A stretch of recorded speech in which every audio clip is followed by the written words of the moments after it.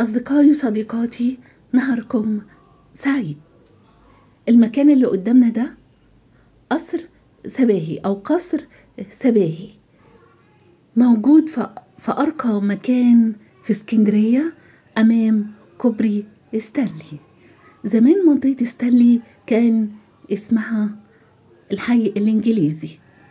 عايزة أقول لكم حاجة، بس الجزء الأولاني في الفيديو ده أنا صورته من حوالي سنة، ولما صورته كنت بقول إن القصر إن هو متهالك جدا جدا وحالته سيئة، لكن أنا صورته دلوقتي يعني من حوالي 10 أيام بقى أسوأ لأسوأ، يعني من أسوأ لأسوأ.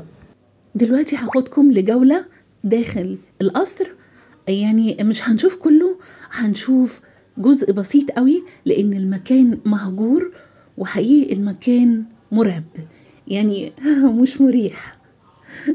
يعني القصر ده لو عدى عليه كمان أو مر عليه سنة يبقى خير وبركة، لأن اسكندرية بتتغير في خلال أيام وشهور. دوت كان حالته السنة اللي فاتت. هوريكم بقى لما أنا صورت من حوالي 10 أيام، الحقيقة بقى شكله مهمل جدا جدا ومكسر وواقع وحالته صعبة قوي. تعالوا معايا بقى علشان نشوف من 10 أيام من أول هنا.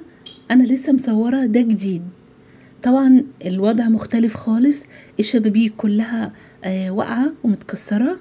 هنا على الرصيف التاني الفيلا الجميلة دي قصاد قصر سباهي.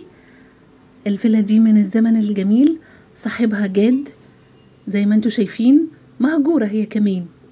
هنا المدخل الرئيسي لقصر سباهي. الباب ده كان كبير جدا لكن هو اتقفل بالطوب، وفي باب صغير جدا اللي بيدخلوا منه دلوقتي. زي ما انتوا شايفين المدخل، دخلنا قد ايه. المكان جوه الجنينة كبيرة جدا، طبعا ده قصر يعني مش فيلا. حضراتكم هتتفرجوا وانا هقعد اتكلم عن تاريخ عائلة سباهي والقصر بتاعهم والمصنع بتاعهم. عائلة سباهي عائلة شامية، هاجروا من الشام، وصلوا اسكندرية وعاشوا هنا في اسكندرية في محطة الرمل، وبنوا أول مصنع للغزل والنسيج في مصر عام 1937. المصنع كان موجود في منطقة السيوف. هو كان لوقته قريب جدا، أنا كنت شايفة المصنع، معرفش هو حاليا اتهد ولا لأ، لأن في منطقة السيوف مصانع كتيرة جدا للغزل والنسيج والأقطان كلها اتهدت. طبعا عيلة سباهي أول ما هاجروا ونزلوا في اسكندرية زي ما قلت لكم عايشوا في محطة الرمل، لكن بعد كده حبوا ان هم يسكنوا على البحر، فاختاروا المكان ده. كان اسمه الحي ده الحي الإنجليزي، علشان كانوا كل الأجانب والإنجليز كانوا ساكنين في الحي ده. كان معظم الأمراء والبشوات والخواجات كانوا الفلل بتاعتهم بيبنوها في المكان ده، في منطقة زيزينيا وجليم وستانلي، لأن هنا المكان كان عالي عن البحر شوية، يعني الأرض كانت مرتفعة عن البحر، فكانوا بيبنوا الفلل وكانت يعني بيشوفوا البحر من كل الاتجاهات. واختار سباهي المكان ده واخد قطعة أرض حوالي 3000 متر. المكان ده تحديدا الأرض مرتفعة عن البحر حوالي 12 متر. لما بنى الفيلا بتاعته أو القصر بتاعه ده طبعا بيشوف البحر من كل الاتجاهات. زي ما انتوا شايفين دي فيلا جاد. الفيلا دي أنا بحبها جدا، موقعها ومكانها حلو قوي وهي قديمة جدا. سباهي حب ان هو يبني القصر بتاعه ويكون مختلف عن باقي القصور او الفيلا اللي حواليه. حب ان هو يعملها على الطراز النيو اسلامي، واخد طابع الاسلامي والايطالي في نفس الوقت. الفيلا دي كلفته في عام 1948 50,000 جنيه. بدأ الشغل فيها في عام 1947 وانتهت في عام 1948. المهندس اللي صمم الفيلا دي أو القصر ده بمعنى أصح هو المهندس الإيطالي ماريو روسي، اللي هو كمان عمل مسجد القائد إبراهيم ومسجد أبي العباس. القصر كان عليه رسومات كتير وزخارف، وكان كل الزخارف والرسومات كان مكتوب عليها اسم سباهي، يعني كل جزء من فوق كان مكتوب عليه اسم سباهي. وعاشت عيلة سباهي في القصر هنا من عام 1948 لحد عام 1952، لحد ما أمموا المصنع اللي هو مصنع سباهي للغزل والنسيج، واتخذ منه في عام 1952 وحطوا عليه اسم مصنع السيوف للغزل والنسيج، لكن احنا كلنا طول عمرنا بنقول مصنع سباهي. وبعد كده سافرت عيلة سباهي، عايشوا في القاهرة بعد تأميم المصنع والشركة، لكن القصر اتورث للأحفاد. لكن بعد كده القصر دخل مجلد حفظ التراث كأثر تراثي طبعا. وطالما دخل مجلد حفظ التراث الورثة ملهمش أي حق في هدم ولا بيع، ولا حتى ليهم أي حق إن هم يتصرفوا في القصر ده. الورثة حاولوا إن هم يرفعوا دعوة بإسقاط القصر من مجلد حفظ التراث، لكن الدعوة اترفضت. الجزئية اللي أنا هقولها دي اللي جاية أنا قريتها، لكن معرفش صحة المعلومات دي صح ولا غلط.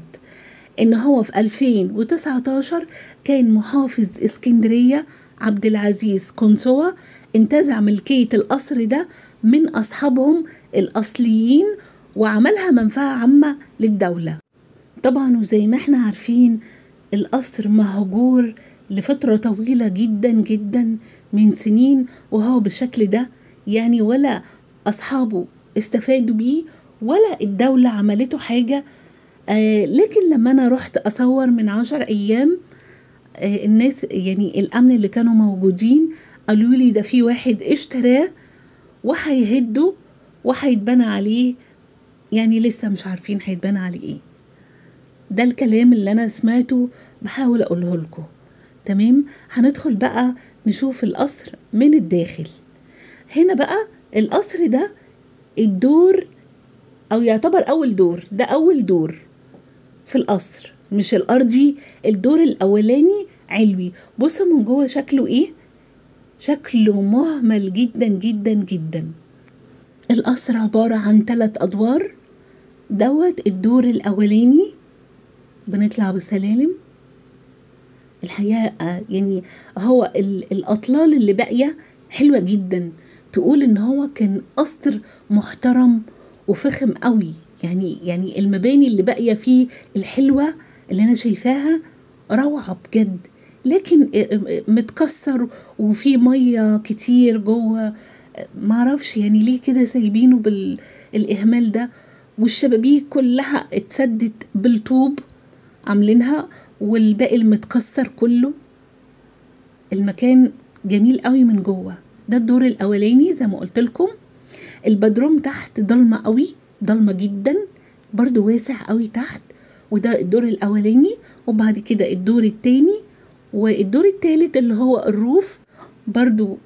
أنا ما طلعتش فوق، أنا كفاية عليا الدور الأولاني حقيقة. يعني المكان برضو يعني ليه رهبة وأنا لوحدي، فكنت بصور وأنا طبعا يعني كنت خايفة جدا معرفش فيه إيه جوه. المكان واسع قوي، واسع جدا على ما أظن. ده كل اللي أنا بصوره ده كان الاستقبال، يعني ممكن يكونوا المكان ده للصالونات كلها أكيد، يعني لأن ده الجناح ده هنا جزء اللي أنا بصور فيه، وفي الجزء التاني أوض النوم. أنا لا ما روحتش ناحية أوض النوم، أنا صورت في المكان الواسع دوت. ممكن كل ده يكون الهول أو الاستقبال أو الريسبشن. يعني هو المكان واسع قوي وكبير جدا. والحقيقة الحاجات اللي باقية منه روعة جميلة والتصميم حلو قوي. هنا ده بيتقفل باب جرار.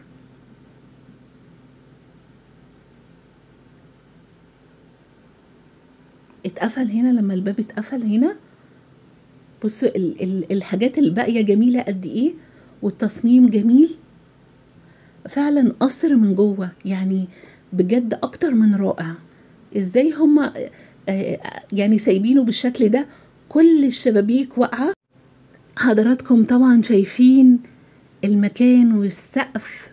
شوفوا السقف فيه الرسومات حلوة ازاي، والبيبان جميلة جدا طبعا متهالكة، والشبابيك كلها واقعة متكسرة ومتخلعة.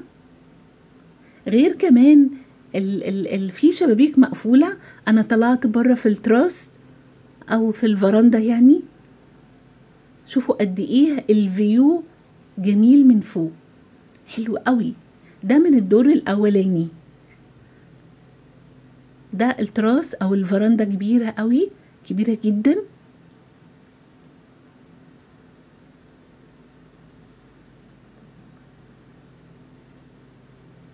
الفيو جميل قوي. طبعا زمان ما كانش فيه الكوبري، كوبري ستانلي.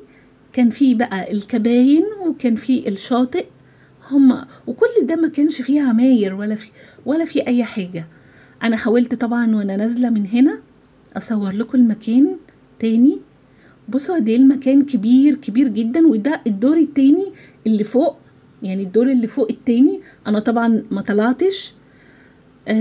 لما نزلت حاولت اصور لكم من شارع تاني علشان تشوفوا القصر من ورا. المكان هنا من ده انا صورته من الشارع. هنا غرف النوم من ورا، وفي جنينة تانية من ورا غير الجنينة اللي من قدام على الشاطئ. وكمان في مسجد جوه على فكرة، يعني مسجد صغير في قلب القصر. انا ما دخلتش الجنينة من ورا، لكن صورت من قدام، لان من ورا الحقيقة مهجور قوي ومعرفتش ادخل من كتر التكسير اللي فيه. والجنينة طبعا مهملة جدا. والقصر من هنا بصوا المواسير كلها مصدية. طبعا هو في حالة صعبة قوي القصر، واصحابه هم اللي عاملين كده، لان ده لو اترمم هياخد مبلغ وقدره. يعني لو حاولوا ان هم يطوروه او يعملوا له صيانة ويجددوه من اول وجديد، يعني هيحتاج مبالغ طائلة علشان يرجع، لان هو كبير قوي فعلا من الداخل. واتمنى ان المحتوى يعجبكم، والى اللقاء. ودايما دايما في حب اسكندرية نلتقي.